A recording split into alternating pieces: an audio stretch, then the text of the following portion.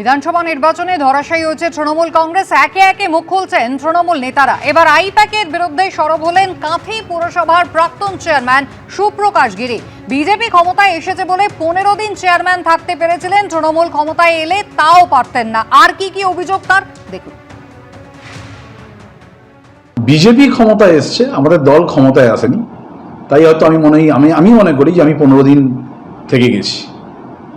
আমাদের দল ক্ষমতায় এলে হয়তো আমি 15 দিনও থাকতে পারতাম কিনা আমার আশঙ্কা রয়েছে। ইতিমধ্যে হয়তো আইপ্যাক অন্য নাম পাঠিয়ে দিত যে চেয়ারম্যানকে বদল করে দিতে হবে। কেন আমাদের মতো কর্মীরা আমরা এই আইপ্যাক ফ্যাভিয়ায় ভুগতাম। আজকে আইপ্যাকের কর্মীরা কোথায়? আইপ্যাক কেন পালিয়ে গেছে?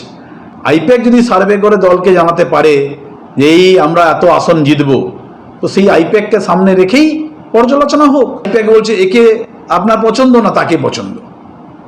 সব জায়গাতে 100% মানুষ বলছে না যে একজনকেই পছন্দ, সেখানে ভাগ রয়েছে। যখন হচ্ছে না তখন তাদের মধ্যে গোষ্ঠীদ্বন্দ্ব, নির্বাচনে তার প্রভাব পড়েছে। আগামী দিনে মমতা বন্দ্যোপাধ্যায় যদি, একমাত্র মমতা বন্দ্যোপাধ্যায় যদি দিশা দেখান, কারণ আর কারোর উপর মমতা তৃণমূল কংগ্রেসের কর্মী সমর্থকদের ভরসা নেই। আজকে শুভেন্দু অধিকারী যে সাহসী সিদ্ধান্ত নিয়েছিলেন, দল ছেড়েছিলেন, এটা তো সাহসী সিদ্ধান্ত। এতগুলো মিনিস্ট্রি দপ্তর ছেড়ে ডিউ টু আইপ্যাককে তিনি পছন্দ করছিলেন না, তাই আজকে এই সিদ্ধান্ত তার সাহসী সিদ্ধান্ত। কলকাতা পুরসভায় কি ফের ঘর ভাঙতে চলেছে তৃণমূল কংগ্রেসের? বিস্তারিত জানতে সরাসরি চলে যাব। অর্ণব মুখোপাধ্যায় আমাদের প্রতিনিধি রয়েছেন আমাদের সঙ্গে। অর্ণব, কয়েকদিন আগেই আমরা দেখলাম দেবলীনা বিশ্বাস তিনি ইস্তফা দিয়েছিলেন, এবার কি খবর রয়েছে? দেখো, কয়েকদিন আগেই বোরো নাইনের যিনি চেয়ারপারসন ছিলেন দেবলীনা বিশ্বাস, তিনি হচ্ছেন সেই বোরো চেয়ারপারসন থেকে ইস্তফা তিনি দিয়েছেন। তিনি আর বোরো চেয়ারপারসনের ঘরেও যাচ্ছেন না এবং চাবিও হ্যান্ডওভার করে দিয়েছেন। এবং আজকে যেটা সূত্র মারফত জানা যাচ্ছে যে আরও দুজনের কিন্তু পদত্যাগ করার সম্ভাবনা রয়েছে।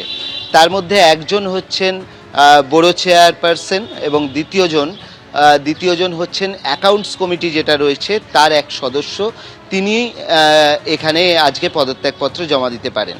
বিকালের দিকে আজকে তাদের আসার কথা রয়েছে এবং যেমনটা জানা যাচ্ছে যে তারা মেয়রের কাছে, এবং যদি মেয়র না থাকেন সেক্ষেত্রে তারা কমিশনারের কাছে তারা কিন্তু তাদের এই পদত্যাগপত্র জমা দিতে পারেন, এরকম একটা সম্ভাবনা উঠে আসছে।